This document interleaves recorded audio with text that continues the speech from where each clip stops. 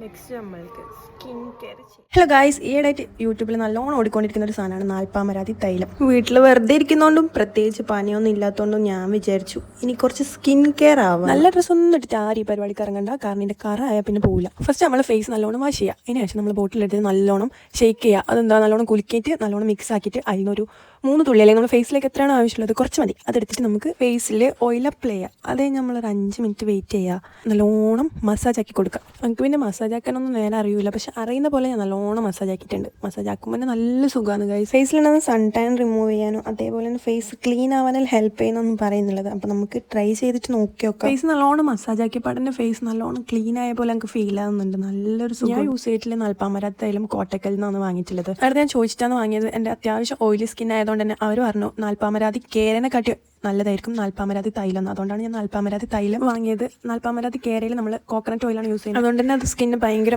Oily ആക്കും. Dry സ്കിന്നുള്ളവർക്ക് നല്ലത് നാൽപ്പാമരാതി കേരയാണെന്ന് അവർ പറഞ്ഞിട്ടുണ്ടെങ്കിൽ. ഇതിൽ എള്ളെണ്ണ യൂസ് ചെയ്യുന്നുണ്ടെങ്കിൽ നമ്മൾ സ്കിൻ അത്ര ഓയിലി ആക്കും. 10 മിനിറ്റ് കഴിഞ്ഞ് ഞാൻ ഫേസ് വാഷ് ചെയ്തിട്ടുണ്ടെങ്കിൽ നല്ല ക്ലീൻ ആയിട്ടുണ്ടെങ്കിൽ അപ്പോൾ നമുക്കൊരു 7 ഡേയ്സ് കണ്ടിന്യൂസ് ആയിട്ട് യൂസ് ചെയ്ത് നോക്കാം. അപ്പോൾ വീഡിയോ ഇഷ്ടപ്പെട്ട സബ്സ്ക്രൈബ് ചെയ്യുക, സപ്പോർട്ട് ചെയ്യുക. Bye guys.